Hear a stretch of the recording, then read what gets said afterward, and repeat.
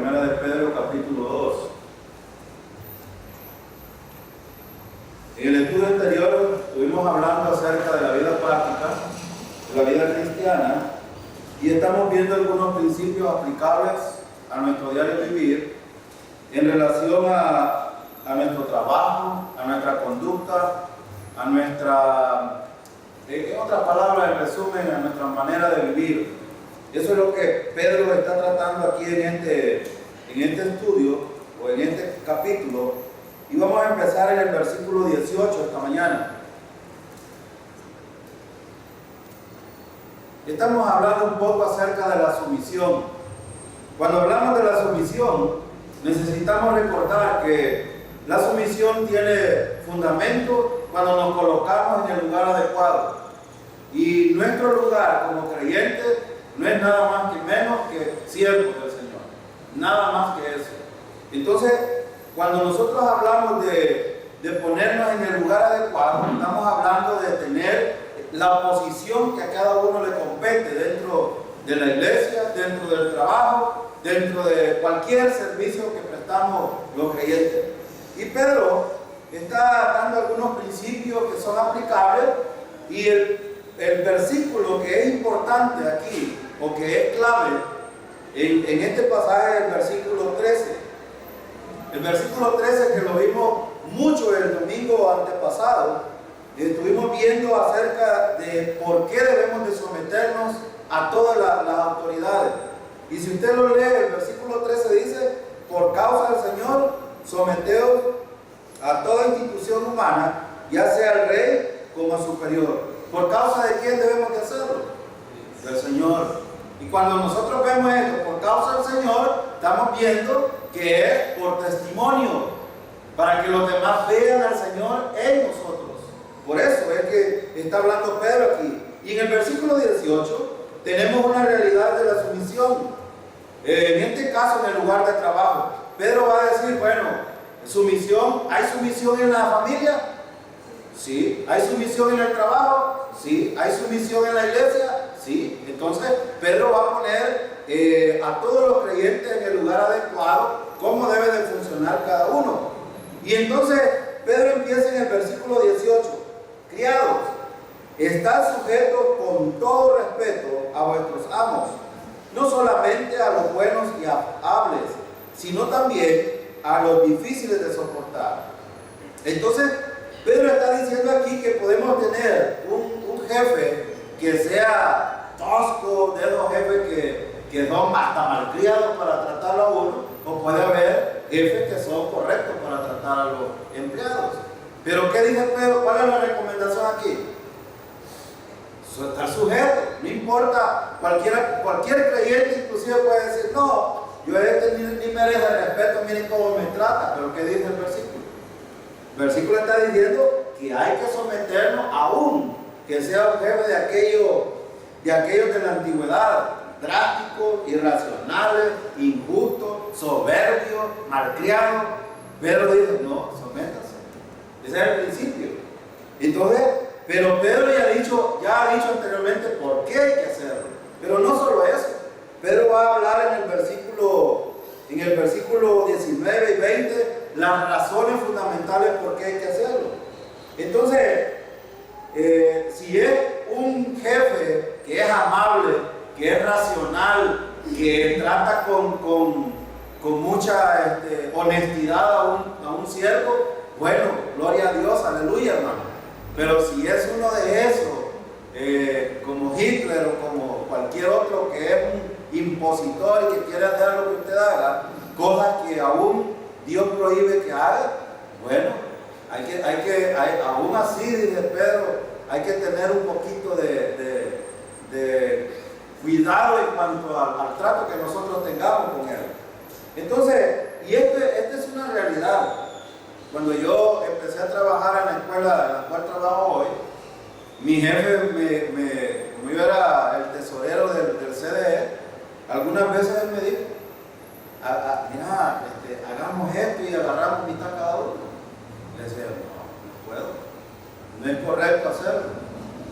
Y estoy poniendo este ejemplo porque puede ser que los jefes, fíjense, voy a contarles una una historia real que está pasando ahorita con un maestro aquí en la zona de Guataquiagua. Este maestro es creyente primero. Fue compañero mío en una interinato que tuvo.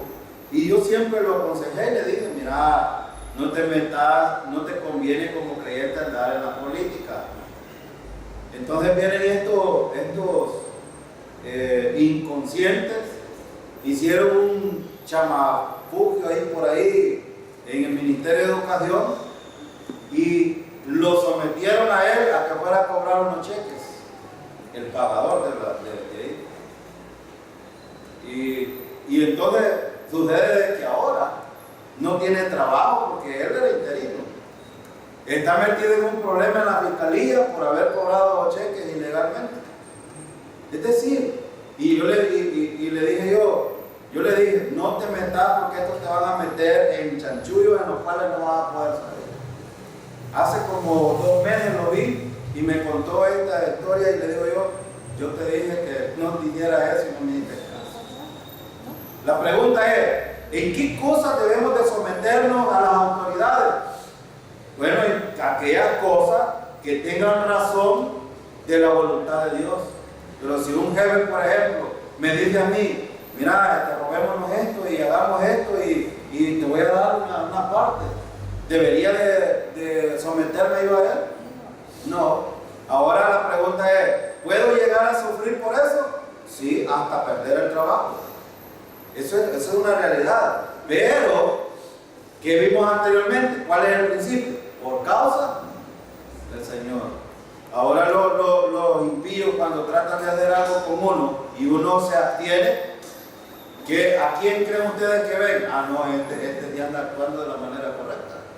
Y de hecho, eso es lo que Pedro está diciendo aquí.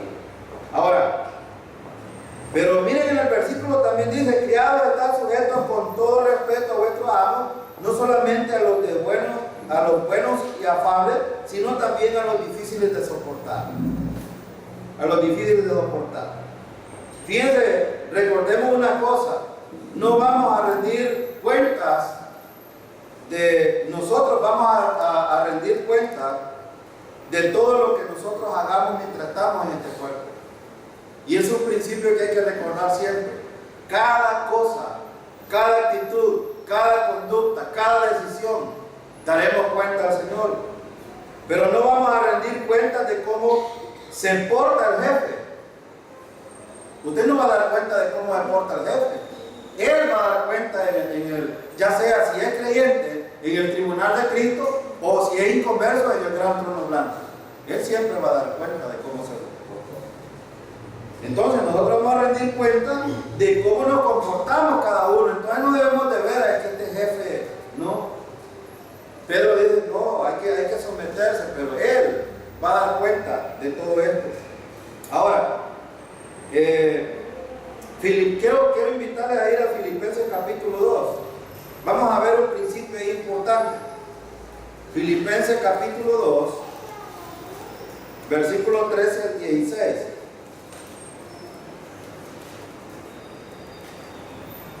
Usted puede decir, bueno, pero es que yo algunas cosas no se me plaza hacerlas. Y usted puede estar diciendo, no quiero hacerla, pero bueno, vamos a ver qué asunto trata Pablo aquí en Filipenses 2, versículo 13. Filipenses 2, 13 dice, porque Dios es el que en vosotros produce así el querer como el hacer por su buena voluntad.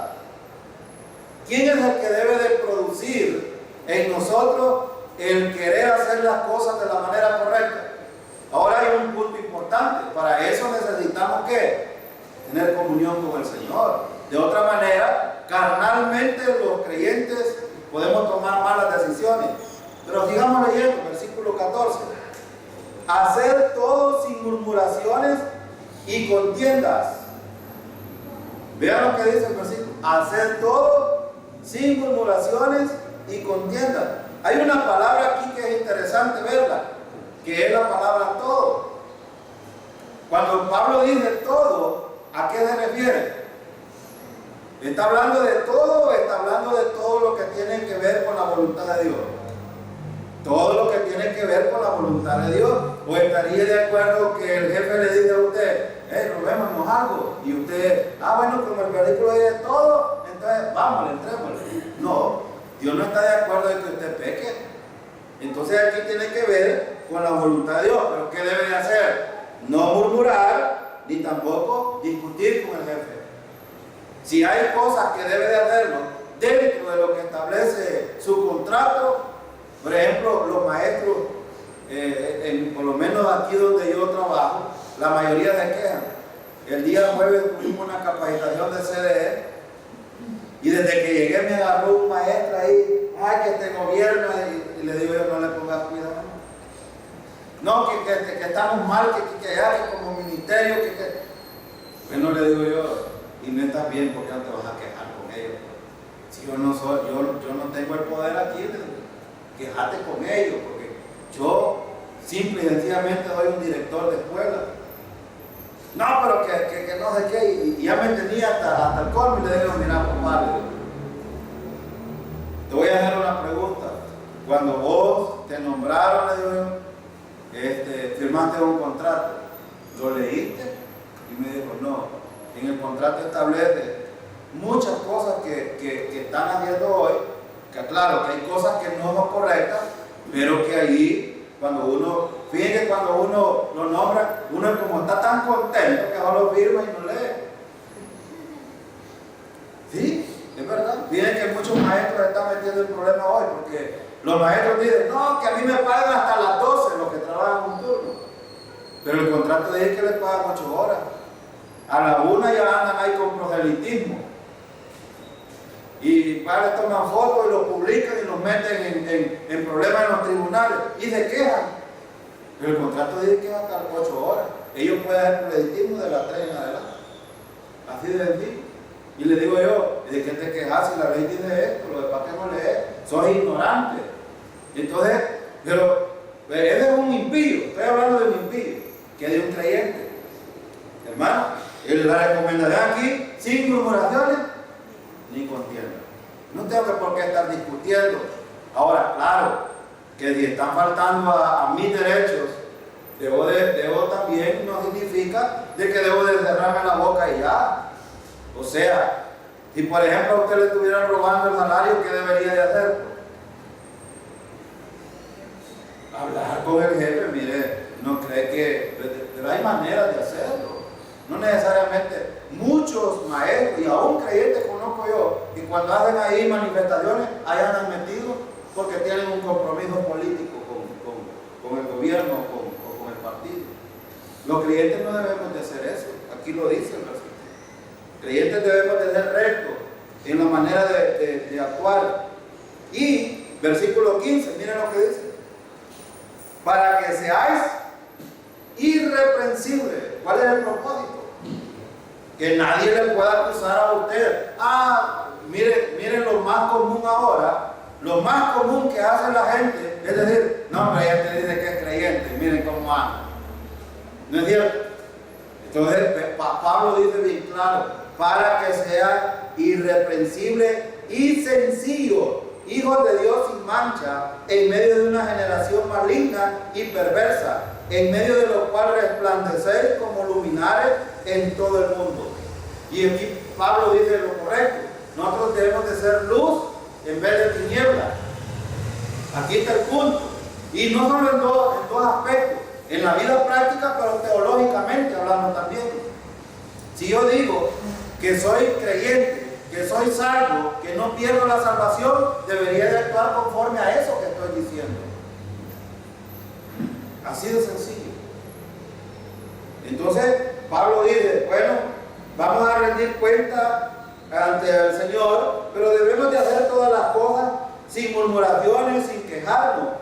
No debemos ser los que siempre en el trabajo nos estamos quejando de todo. Yo tengo por lo menos 3 compañeros maestros que son creyentes. Una de ellas hace berrinches por todo. Hace berrinches por todo.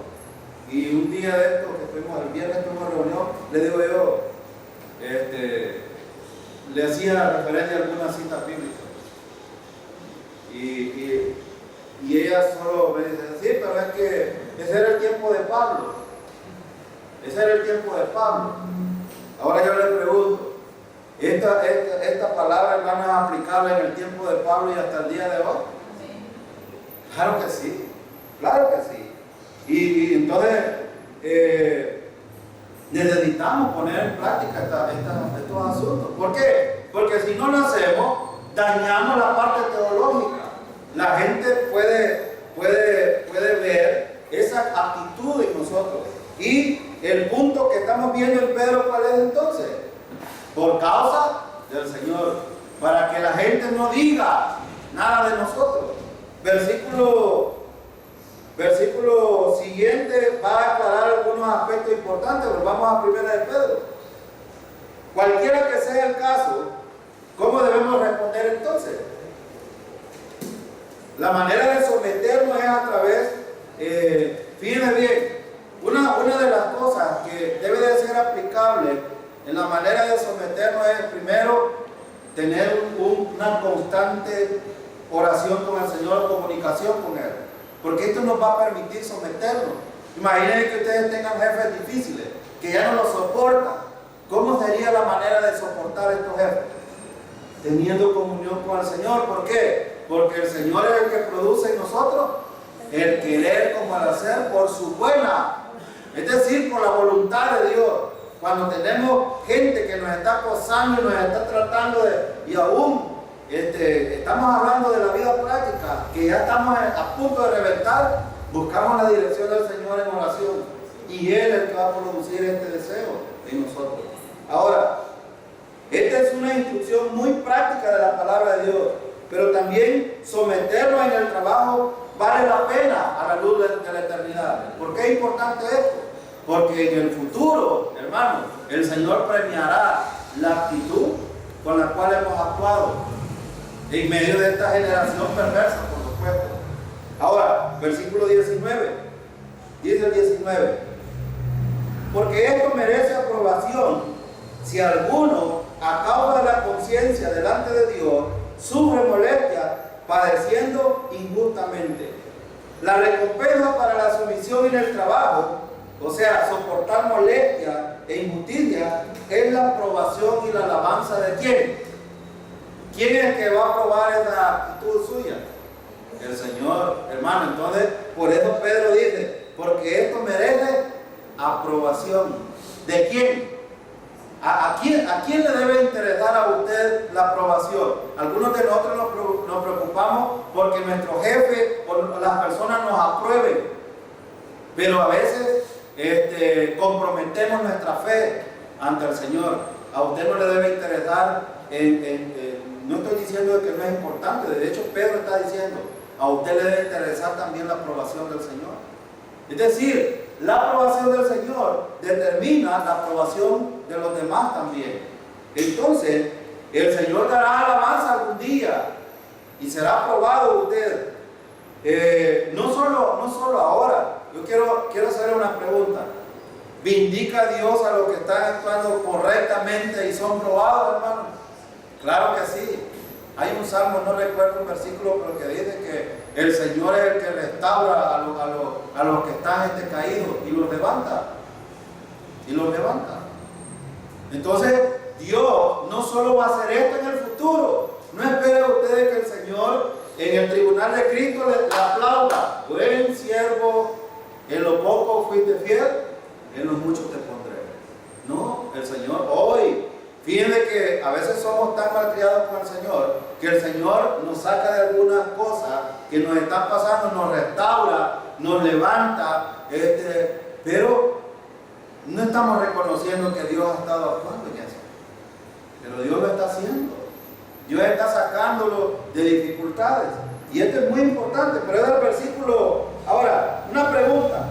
¿Por qué habla de someterse al jefe, ya sea malo o bueno? ¿Por qué? Ya se hizo la pregunta usted, ¿por qué lo está diciendo? Bueno, Pedro dice que esto merece aprobación. Cuando los jóvenes que están aquí, que pasaron por el instituto, por la escuela, cuando les dan una prueba, ¿para qué? ¿Para que la pasen o para que reprueben? Para pasarla. El problema es que entre la vida de los creyentes las pruebas son diferentes y son distintas. Y no es la misma para la hermana Iris que para el hermano Obed. No es la misma. Algunas veces pueden coincidir, pero no es lo mismo. Pero Dios ha puesto la prueba para que la enfrentemos y la pasemos, para ver si ha aprobado o reprobado. Y eso, en el tribunal de Cristo, va a salir a la luz si aprobamos o reprobamos. Entonces es importante. Por eso es que Pedro dice, esto merece aprobación. Pedro dice, esto merece aprobación. ¿Esto significa que es algo bueno o algo malo? ¿Cómo lo ven ustedes? Si a nosotros Dios nos prueba en nuestro diario vivir, ¿es bueno o es malo? Si alguien lo está viendo como malo, entonces, ¿qué está diciendo? Que no quiere pasar, la quiere evadir, le quiere sacar la vuelta. De hecho, ¿qué dice Romanos 8:28? A los que aman a Dios, todas las cosas ayudan a bien. Entonces es algo bueno. Cuando habla de todas las cosas, está hablando de todo lo que sucede, que es de carácter espiritual y que va a abonar a la vida espiritual y el crecimiento espiritual. Y hay un propósito. Esto es a los que conforme su propósito son llamados. Entonces Dios tiene propósito para cada uno. Por eso es que Pedro aquí está diciendo esto. Cuando Pedro dice, esto es, dice, pues esto merece aprobación, está hablando de que es algo bueno para el creyente. Entonces el creyente, ¿qué debe de hacer? Enfrentar la aprobación. Fíjense algo importante aquí. La palabra bueno aquí en el griego es charis. ¿Y saben qué significa charis? Significa gracia. ¿Y qué es gracia? Es el favor inmerecido. El favor inmerecido, es decir, algo que no merecemos. Probablemente voy a hacer una pregunta. Probablemente usted está sufriendo por algo que no merece, pero eso merece aprobación. Y es bueno. Al final va a venir algo bueno de él. Por eso es que Pedro está usando esta palabra aquí. En otras palabras, me someto a mi jefe, aunque él no merezca, sino porque es mi jefe. Y porque esto merece aprobación de Dios y porque es por causa del Señor, por el testimonio ante el Señor, ante los demás. Entonces ven el punto. Probablemente el asunto que Pedro está tratando aquí es, y cada uno de nosotros podemos decir, no, pero es que este jefe no se merece eso. Ahora yo le hago una pregunta. ¿Merecía usted la salvación, hermano? Y sin embargo Dios se la regaló. Entonces, por esa misma razón y por esa causa, Pedro está diciendo, es la misma razón. Si este hombre cruel, injusto, soberbio, malcriado, que lo está acosando a usted, está tratando de hacerlo reventar, merece sometimiento también. Eso es lo que está diciendo Pedro aquí. Y porque la gracia debe de afectarnos a nosotros, por eso debemos de hacer un equilibrio y recordar, miren, un aspecto importante de la vida de un creyente es recordar quiénes hemos sido en el pasado y quiénes somos hoy. Nosotros somos hijos del Rey, ¿no es cierto? Somos hijos del Rey. Ahora, debemos de ser nuestra conducta como la hija, un hijo del Rey. ¿No es cierto? Si no, ¿qué va a decir la gente? No, hombre, qué barbaridad, dice que es creyente, pero es el primero, el que llega más tarde, el que se va temprano, el que no hace el trabajo, está esperando de que el jefe se dé la vuelta para sentarse, etc. Y la gente ve estas cosas. Entonces, Pedro está hablando de esto. Entonces, pero hay que recordar siempre la gracia, hermano. La gracia es como la llave para poder vivir nuestra vida cristiana. Pablo le dijo a Timoteo, esfuérzate en la gracia que es en Cristo Jesús. Es decir, toma fuerza de la gracia. ¿Por qué? Porque la gracia es, digo yo, es como la llave para la vida cristiana. Porque la gracia, el centro de la gracia es Cristo mismo. Es decir, ese es nuestro enfoque. No debemos de perder de vista esto.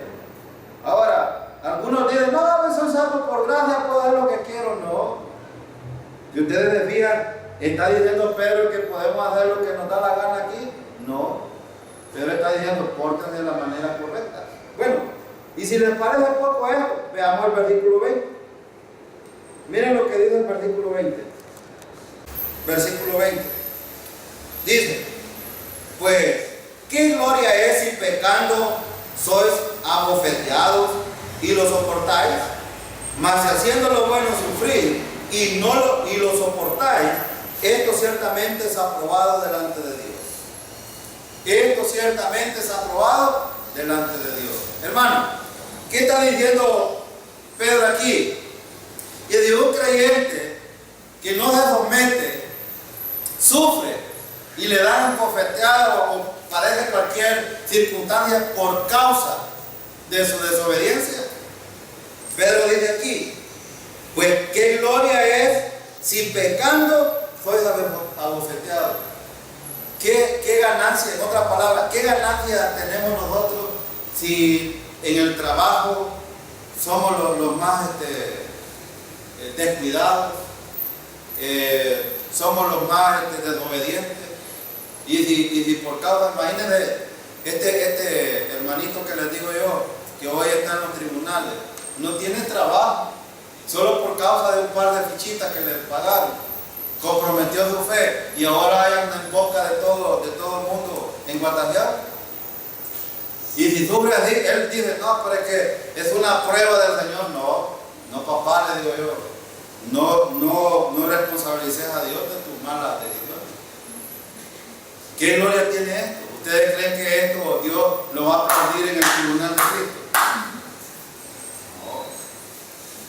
Si nosotros haciendo lo que es incorrecto y que está fuera de la voluntad de Dios, bueno, hermano, podríamos ir inclusive, usted y yo podríamos ir a la cárcel, o podríamos inclusive morir. Pero si fuera por la causa del Señor, el Señor estuviera, pero contento porque aprobaría esto. Pero si fuera por andar en cuestiones que no convienen, esto no tiene nada de fruto. Entonces, en el contexto, Pedro lo que está diciendo, que si somos empleados rebeldes, haraganes, que siempre estamos quejándonos en el trabajo, y el jefe nos bota del trabajo por esta mala actitud, ¿qué tenemos? Imagínense, ¿y por qué, hermano? Y viene aquí, hermano, ore porque me botaron del trabajo. Y le preguntaría, ¿y por qué lo botaron, hermano? Por haragán. Porque llegaba tarde a mi trabajo. Porque me iba temprano. Porque no hacía el trabajo. Aquí hay dos mujeres en el pueblo. Yo no sé si ustedes se han dado cuenta. Dos mujeres que se van a meter ahí en una pastelería toda la mañana, se echan su cafecito, inventan los datos, promotoras de salud, y después llegan ahí a la unidad de salud ya con el trabajo. Pero nunca pasa. Les digo esto porque les corresponde pasar por mi casa y nunca pasa. Nunca pasa. Todos los datos los inventan. Ahora, si fueran creyentes, yo ya les hubiera exhortado porque estuvieran aquí. Pero como no son creyentes y son impías, hacen lo que les da la gana. Pero si las corrieran, ¿qué ustedes creen que tendrían gloria? Aplauso. No, vergüenza. Deberían de sentir vergüenza de no trabajar. Entonces ven, y digo, pongo este ejemplo yo porque son prácticos. Si un creyente, por ejemplo, es haragán, holgazán, no trabaja, y lo echan del trabajo y después viene aquí, no, que mire, que ore por mí porque mi trabajo. Ajá. Y hermano, yo a veces me tomo la palabra del hermano Med, porque a veces dice que hay creyentes así, pues. Creyentes así. Están pasando cuestiones por sus propias decisiones, por malas decisiones, y quieren que Dios les resuelva cuando realmente ellos tienen que resolver la situación. Entonces hay que tener cuidado con esto.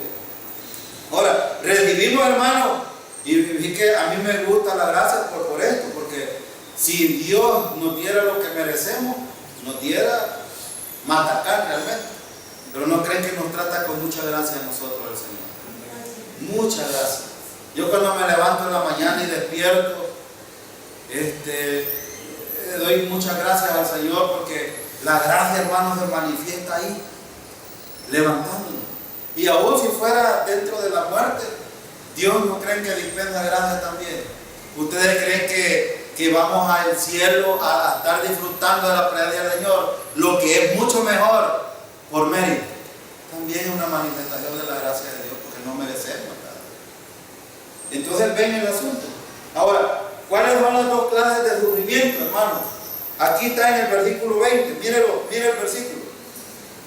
Pues dice el versículo, pues qué gloria es si pecando sois abofeteados y lo soportáis. Primer sufrimiento es merecido, ¿no es cierto? Si alguien pecando sufre, lo merece, ¿sí o no? Pero la otra parte está en la parte B. Mas si haciendo lo bueno sufrir y lo soportáis, esto ciertamente es aprobado delante de Dios. Entonces, hermanos, dos cosas importantes. Allá afuera hay muchos pastores que le mienten a la iglesia diciéndole que van a vivir bien, y de hecho nosotros debemos de vivir felices aún con lo que nos pasa, y debemos de aprender a vivir así, porque de hecho, hermano, Pedro está diciendo aquí que vamos a sufrir, sí, de dos maneras: por nuestras malas decisiones o porque el Señor nos está probando, o mejor dicho, sufrimiento merecido, sufrimiento inmerecido. Es decir, usted puede sufrir por algo que no merece. Voy a ponerle un ejemplo: persecución de los compañeros de trabajo, por ejemplo, podría ser uno. Usted no se lo merece, usted está trabajando de la manera correcta, los demás se burlan de usted, lo quieren perjudicar y le andan buscando por todos lados. Ese es sufrimiento inmerecido. Usted está trabajando bien, pero si está trabajando mal y lo están burlando, entonces se lo merece. Es lo que está diciendo Pedro aquí. Ahora, sufrimiento merecido e inmerecido. En este contexto, el sufrimiento inmerecido es cuando sufrimos sometiéndonos a nuestro jefe, aunque éste nos trate mal. Ahora, una pregunta: ¿quién es el sumo ejemplo de sufrimiento inmerecido por someterse a la voluntad de Dios? Cristo. Mire el versículo 21. Mire el versículo 21. Pues para esto fuiste llamados, porque también Cristo padeció por nosotros, dejándonos ejemplo para que sigáis sus pisadas. Dejándonos ejemplo. ¿Cuál es el ejemplo más claro de sufrimiento inmerecido? Voy a hacer una pregunta: ¿merecía Cristo padecer todo lo que padeció en favor nuestro? No lo merecía. Si Él no murió por un pecado, Él murió por nuestro pecado. Entonces, Pedro va a enfatizar tres verdades en cuanto al sufrimiento de Jesucristo, que nosotros debemos entender y abrazar en esta mañana. Y si las aplicamos a nuestra vida, hermanos, tendríamos victoria y aprobación del Señor. Entonces Pedro está diciendo esto. Número uno, la sumisión y el sufrimiento del Salvador es el mejor ejemplo para nosotros. Y ya vamos a verlo hasta los versículos 25, que es lo que está diciendo. Cristo es nuestro ejemplo de sufrimiento en esta vida. Miren el versículo 20, vamos a leer 21, 22 y 23 pegaditos. Miren lo que dice el 21. Pues para esto fuiste llamados. ¿Cuál es el propósito? ¿Cuál es el propósito? Que nosotros seamos ejemplo hacia los demás también. Cristo es el ejemplo nuestro, nosotros debemos de ser ejemplo para los demás. Pues para eso fuimos llamados. Ahora, porque también Cristo padeció por nosotros. Hermanos, ¿vamos a padecer? Sí. Lo que necesitamos calcular es que si sufrimos, que suframos por amor a Cristo y no por nuestras malas decisiones. Porque nuestras malas decisiones nos van a traer bochornos, pero sufrir por Cristo va a traer gloria delante del Señor. Eso es lo que Pedro está diciendo aquí. Dice el versículo: dejándonos ejemplo para que sigáis su pisada. Versículo 22. El cual no hizo pecado, ni se halló engaño en su boca. Quien cuando le maldecía, no respondía con maldición. Cuando padecía, no amenazaba, sino encomendaba la causa al que juzga justamente. Aquí hay varias cosas que necesitamos aprender. Número 1, fuimos llamados a hacer el bien, no el mal, y a sufrir haciendo la voluntad de Dios. Ese es un principio que necesitamos aprender. Fuimos llamados a hacer bien y sufrir haciendo la voluntad de Dios. Y usted me puede decir, bueno, hemos visto estos versículos. Quiero que vaya a Filipenses capítulo 1, ahí cerquita. Vaya a Filipenses capítulo 1, versículo 29.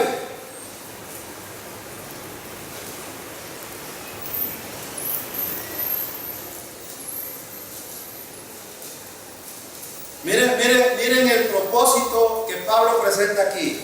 Dice Pablo, porque a vosotros os es concedido a causa de Cristo, no solo que creáis en Él.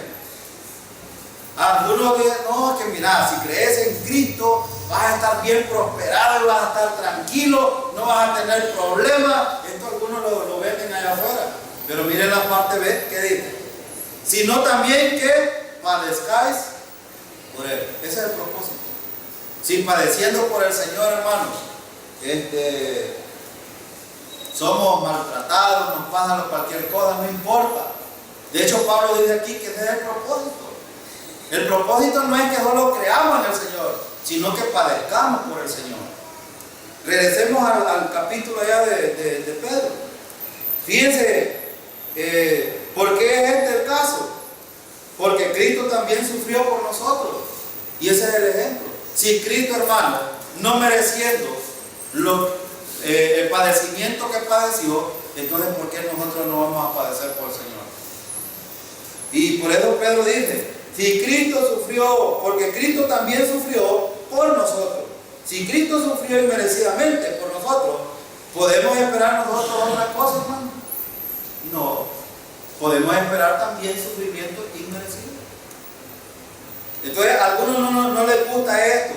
Y algunos dentro del sufrimiento lo primero que hacen es darle la corrida, no enfrentar la situación. Ojo, Pedro está diciendo aquí, él ha estado hablando de aprobación, ha estado hablando de gloria del Señor, ha estado hablando de recompensa en el tribunal de Cristo, él está hablando de todas estas cosas. Entonces, la pregunta es, ¿vamos a sufrir los creyentes mientras estamos de peregrinaje en esta tierra, hermano? ¿Sí o no? Sí, usted debe de entender eso. Pero es mejor sufrir por causa del Señor que sufrir por nuestras malas decisiones. Es mucho mejor. Ahora, dice el versículo 22 en la parte A, el cual no hizo pecado. Fíjense bien, ¿qué está diciendo esto teológicamente hablando? Esto nos dice que Él sufrió inmerecidamente. Él no merecía morir, padecer esto. Él era el Cordero sin mancha ni contaminación, que dice 1 de Pedro 1:19. Es decir, el Cordero de Dios que quita el pecado del mundo. Era la única manera. Ahora, para los que creen que pueden salvarse por otra manera, Pedro está diciendo aquí que Él murió sin merecerlo. Y murió para satisfacer la demanda de Dios por el pecado. Y por eso Él dice, el cual no hizo pecado. Porque hay algunos falsos maestros por ahí que hablan de que Cristo solo fue un hombre que fue muy elevado. Bueno, los noticistas dicen esto. Pero no es cierto. ¿Quién era Cristo, hermano? ¿Era hombre Cristo? Sí, 100% hombre. ¿Pero era 100% Dios? Sí. ¿Cómo lo sabemos? ¿Cómo puede explicar? Si a usted le preguntara, explíqueme eso a él, ¿cómo me lo explica? ¿Cómo lo explicaría? Y en la concepción, hermano, fíjense que voy a hacer una pregunta, y porque muchos no creen en esta verdad. ¿Quién pone las semillas? ¿El hombre o la mujer? ¿Quién puso la semilla en María? El Espíritu Santo, que es Dios, por supuesto. Entonces, esto garantiza de que Cristo nació humanamente, vaginalmente, de una mujer que era ser humano, se creció humanamente en el vientre 9 meses y nació y creció hasta los 33 años que murió como ser humano. Pero la semilla de donde fue engendrado es de Dios, no de un ser humano. Por lo tanto, Cristo es hombre y Cristo es Dios también. Y esto es ahora, hay muchos pasajes que pudiéramos hablar, por ejemplo Génesis 3:15. Génesis 3:15 habla acerca de esa simiente que iba a venir de una mujer, pero también habla de dónde iba a proceder. Y en Génesis tenemos la secuencia de esa simiente. Entonces, Cristo murió, padeció, no por su causa, sino por causa de nosotros. Ahora, versículo 22 también dice en la parte B, ni se halló engaño en su boca. ¿Mentiría Dios si estuviera diciendo esto? Bueno, Pedro está diciendo algo que Dios le reveló. Claro que sí, Pedro está diciendo, en él no hubo engaño. Todo lo que dijo, todo lo que refutan los del Antiguo Testamento, él lo dijo exactamente tal como debió de haberlo dicho. Y versículo 23, quien cuando le maldecía no respondía con maldición. Esto implica que cuando alguien me trata mal, yo reacciono y lo trato igual. ¿No es cierto que es de la naturaleza nuestra, hermano? Cuando alguien nos trata mal a uno, responderle con la misma y quizás más, un poquito. Pero ¿cuál es el ejemplo que Pedro está diciendo aquí? Que debemos de hacer exactamente lo que Jesús hizo. Si alguien nos maldice, ¿qué deberíamos de hacer, hermano? ¿Pasa eso en nuestros hogares? ¿Pasa eso en la iglesia? ¿Pasa eso en nuestro trabajo? No, Pedro está diciendo bien claro, si alguien les está diciendo cosas, porque entonces sufriríamos por nuestra mala decisión. Recuerden el principio aquí, recordar que el sufrimiento inmerecido va a traer honra y gloria en el futuro, pero también aquí Dios va a vindicar a un creyente por el testimonio. Entonces es importante aquí que, ahora voy a explicar algo porque cualquiera puede llevarlo también a un extremo. La gente generalmente anda buscando, y sobre todo con los creyentes, taparnos la boca. Esto no debe de ser en un asunto, por ejemplo, en predicar el Evangelio, hermano, no debe de ser un asunto. Nadie debe de taparle la boca a usted. Si alguien, por ejemplo, y esto es lo que pasa comúnmente, nosotros no tenemos la valentía de hablar, por ejemplo, del Evangelio, muchas veces precisamente por nuestro mal testimonio, nuestra mala conducta. Y por eso la gente nos tapa la boca y a veces quieren hasta matarnos. Hay gente que quisiera hacer con nosotros bola. Pero también la otra parte es que no significa aquí que usted no puede abogar por sus derechos. No significa eso. Pero lo más cercano de lo que Pedro está diciendo aquí es que si por causa del Señor a usted lo están o está sufriendo usted debería, mire, si es por causa del Señor. Y si es por malas decisiones, también yo creo que sería sensato cerrarse la boca. ¿No es cierto? Y debería de darnos un poquito de vergüenza si es por eso. Esto implica que cuando alguien me trata mal, yo no debo reaccionar de la misma manera. Y cuando hablo de alguien, miren, quien cuando le maldecían, ese le es cualquier persona.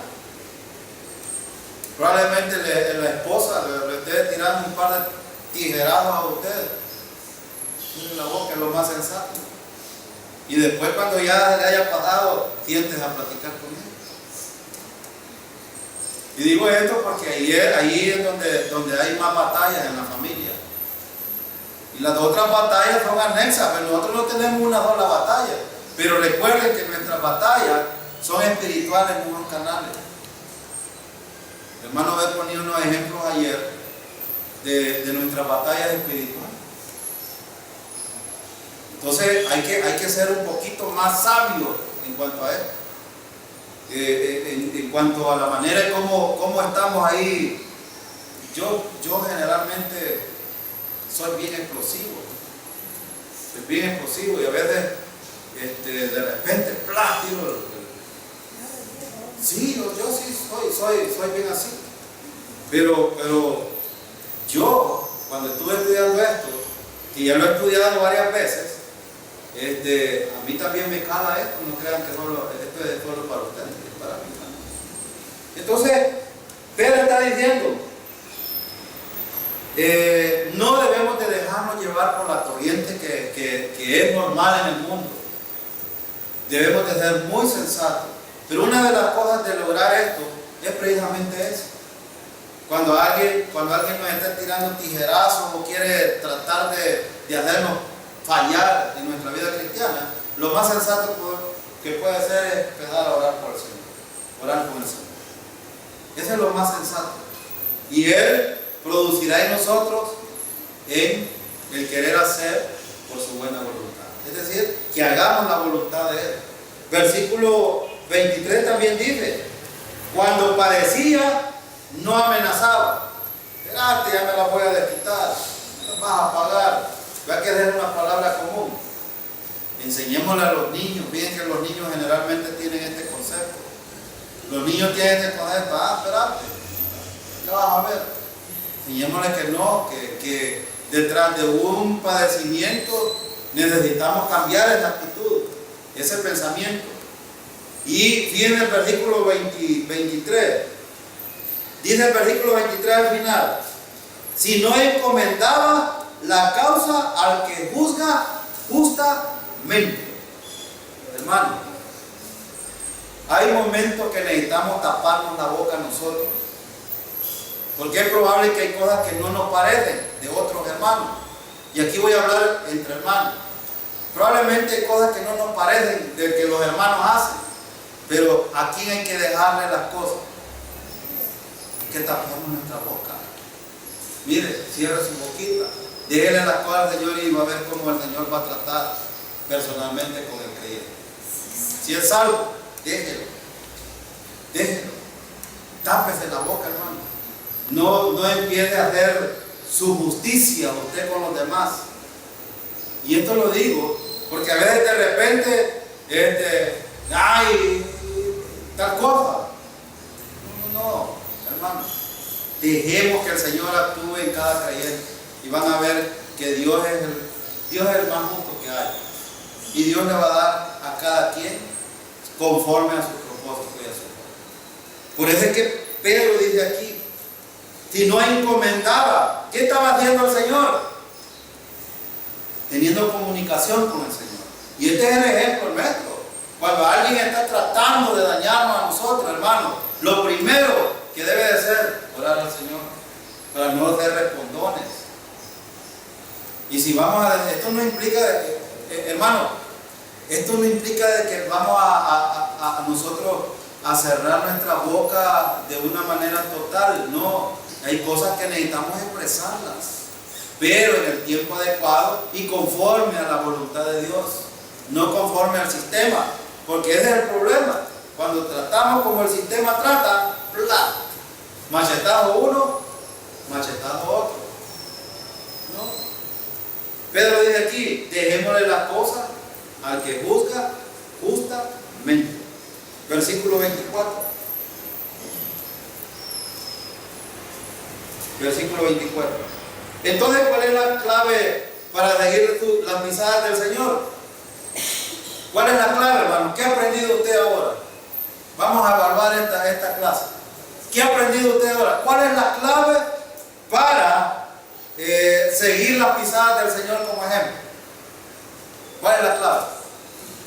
Lo dice el versículo 23. encomendarle. Cuando dice encomendarle la cosa al Señor, es depositar esas cargas en el Señor. ¿Y qué dice? Vaya al capítulo 5 de Primera de Pedro. Mire, Primera de Pedro, capítulo 5, 7. Echando toda vuestra ansiedad sobre Él, porque Él tiene cuidado. ¿Tiene cuidado el Señor de vosotros, hermano? Totalmente. Y si son cargas por causa del sufrimiento de Jesucristo, hay que dejarlas en Él. Cristo depositó la carga en el Señor, hermano. Totalmente. Y el Señor juzgó justamente. Y fíjense que el resultado de eso, nosotros somos salvos por gracia ahora. ¿No creen que es mejor depositar la carga en el Señor? Sigamos con el versículo 24. Cristo fue nuestro sustituto en su muerte sacrificial, quien llevó él mismo nuestros pecados en su cuerpo sobre el madero, para que nosotros, estando muertos a los pecados, vivamos a la justicia, y por cuya herida fuiste sanado. No podemos salvarnos a nosotros mismos a través del ejemplo de Cristo. Algunos dicen, no es que Cristo vino a enseñarnos a morir. Eso es lo que nos enseña Cristo aquí, hermano. O Pablo, Pedro. No, Pedro no está enseñando eso. Cristo nos está enseñando cómo debemos de vivir nuestra vida cristiana después de que ya hemos sido salvos. Pero algunos piensan de que Cristo nos vino a enseñar cómo morir o cómo ser salvo. De hecho, Cristo murió para salvarnos. Y aquí lo dice el versículo, quien llevó él mismo nuestros pecados en su cuerpo. Ahora, yo no sé por qué la gente saca de dónde los 10 mandamientos para salvación, buenas obras, los ritos, ir a la iglesia, etcétera, etcétera. Yo no sé de dónde lo sacan. El versículo 24 es bien claro. ¿Quién llevó en él mismo los pecados en su cuerpo? ¿Quién llevó? Y con la palabra llevó, fíjate que está en el tiempo pasado. Y está en el tiempo perfecto también. Y hago esta aclaración gramatical porque en el griego así es. En el griego está diciendo que es un asunto que sucedió una sola vez y que no necesita nada más. Porque la palabra llevó significa que se hizo en la cruz, fue un solo sacrificio, se pagó ahí por los pecados y no necesitamos nada más. La pregunta es, ¿por qué la gente piensa entonces que puede hacer algo para salvarse? Cuando el versículo está diciendo que Él mismo llevó. Miren el versículo que dice, quien llevó Él mismo nuestros pecados en su cuerpo sobre el madero. En su cuerpo. En su cuerpo fueron llevados los pecados de la humanidad. No los puedo llevar yo como ser humano. Es de más, nadie puede llevarlos. Él lo llevó. Y dice el versículo, para que nosotros, ¿cuál es el propósito? Cuando nosotros encontramos para, es el propósito aquí. ¿Cuál fue el propósito de la muerte de Cristo? Bueno, aquí está, para que nosotros, estando muertos a los pecados, mire, dice, estando, es una cuestión continua en nuestro diario vivir. Es que nosotros, hermanos, cuando nos identificamos con Cristo, cuando usted confía en Cristo como su Salvador, usted está puesto ahí en la cruz con Cristo también. Ha muerto. Por eso es que Pedro dice, estando muertos a los pecados, vivamos. Ahora está hablando del presente, es decir, en nuestra vida cristiana continua, vivamos a la justicia. ¿Y qué es vivir a la justicia? Es hacer todo lo que hemos visto anteriormente, es vivir conforme a la voluntad de Dios y no a nuestros antojos. Y el versículo también dice, y por cuya herida fuiste sanado. Algunos dicen aquí, traen lo que dice Isaías también. Hermano, ¿de qué fuimos sanados nosotros? ¿De las enfermedades? No, nosotros teníamos una enfermedad terminal que es peor que el SIDA y que el cáncer, que se llama pecado. Y que Romanos 3:23 dice, por cuanto todos pecaron, están destituidos de la gloria de Dios. Nosotros estábamos fuera de la presencia de Dios, no podíamos tener una relación con Dios. Y ese pecado que traíamos desde Adán, que lo heredamos, dice Romanos 6:23, la paga del pecado es, entonces merecíamos morir nosotros. Nosotros merecíamos morir, pero aquí está la buena noticia. Mas la dádiva de Dios es vida eterna. ¿En quién? No en las obras, no en la iglesia, no en los ritos, no en los 10 mandamientos, es en el sacrificio de Cristo Jesús por nosotros. Es así. Y esa es precisamente lo que Pedro está explicando aquí. Por cuya herida fuiste sanado. ¿De qué? El pecado. El pecado. Ahora usted y yo, Dios ya no nos inculpa de pecado. ¿Por qué? Simple y sencillamente porque hemos aceptado el perdón de Dios por medio de la sangre de Cristo. En el Antiguo Testamento se sacrificaba un animal inocente por los culpables. Y cuando el sacerdote o el sumo sacerdote tiraba la sangre en el propiciatorio, Dios descendía como señal de que estaba satisfecho, porque ese inocente había cubierto el pecado del pueblo de Israel. Ahora ya no es así. Ahora Cristo quitó totalmente ese problema que había entre nosotros y Dios. Y ahora podemos tener acceso directo a Dios. Hermano, esto es lo bueno. Y esta es parte de la buena noticia, que muchos no quieren entender. Es una buena noticia. Mire, la gracia de Dios no es carga para nadie. Es más, es libertad. Es libertad. Y terminamos al versículo 25. Porque vosotros erais como ovejas descarriadas. Miren en qué tiempo está el verbo erais. ¿Por qué? Porque cuando confiamos en Cristo, ya dejamos de hacer eso del pasado. Ya lo dejamos atrás. Entonces dice el versículo, erais como ovejas descarriadas, pero ahora habéis vuelto al pastor y obispo de vuestras almas. Entonces estamos dentro del rebaño. Si usted ha confiado en Cristo como su Salvador, únicamente que Él pagó el precio por su pecado, usted está dentro del rebaño. ¿Y quién es el pastor? Cristo es el pastor y obispo de nuestras almas. ¿Y qué hace el pastor? Hermano, quiero dejar 5 cosas por lo menos que hace el pastor. El pastor cuida las ovejas. ¿Nos cuida el Señor, hermano? Totalmente. El pastor alimenta a las ovejas. ¿Nos alimenta el Señor, hermano? Bueno, nos alimenta espiritualmente y nos alimenta físicamente. Necesitamos seguir confiando y dependiendo.